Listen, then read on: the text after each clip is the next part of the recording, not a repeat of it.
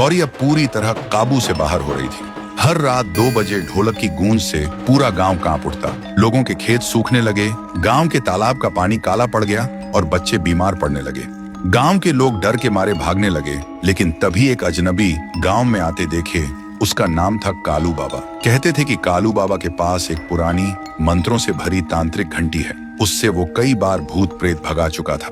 गांव वालों ने उससे गुहार लगाई, कालू जी, गौरी को बचा लो, वरना ये थुंग थुंग सबको मार डालेगा। कालू ने घर के पास गौरी को देखा।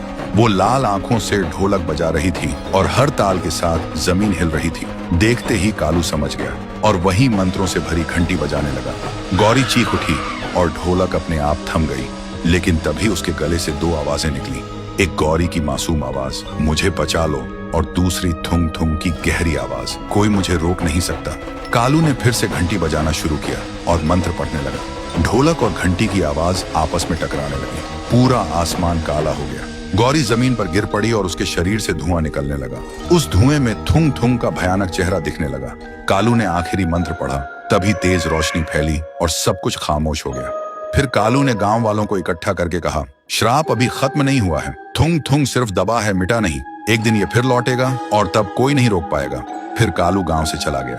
गांव धीरे धीरे शांत होने लगा। लोग सोचने लगे कि अब डर खत्म हो गया है। और देखते ही देखते 6 महीने बीत गए। लेकिन अब भी गौरी की हथेलियों पर वो ढोलक के निशान मौजूद थे। वो दिन में शांत रहती, लेकिन रात होते ही उसकी आंखों में लाल चमक दिखाई देती। गांव वालों को इसका बिल्कुल भी अंदाजा नहीं था। फिर एक दिन गांव में अचानक भयानक तूफान आया। पेड़ उखड़ गए, आसमान से काले परिंदे गिरने लगे और धरती कांप उठी।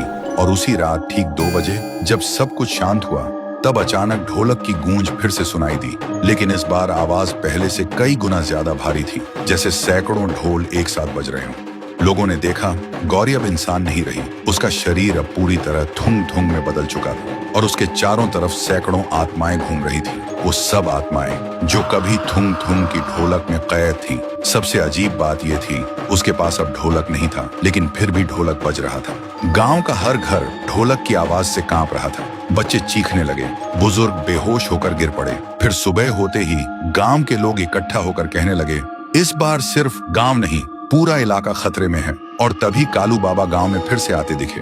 इस बार उनके हाथ में एक चमकता हुआ हथियार था और उनके चेहरे पर विश्वास कि वो इस बुराई को हमेशा के लिए खत्म करेंगे। लेकिन अब सवाल ये है, क्या कालू बाबा थुंग थुंग को हरा पाएंगे या फिर पूरी दुनिया उसकी ढोलक की ताल पर मिट जाएगी? अगर जानना चाहते हो तो कमेंट करो, पार्ट 4 चाहिए।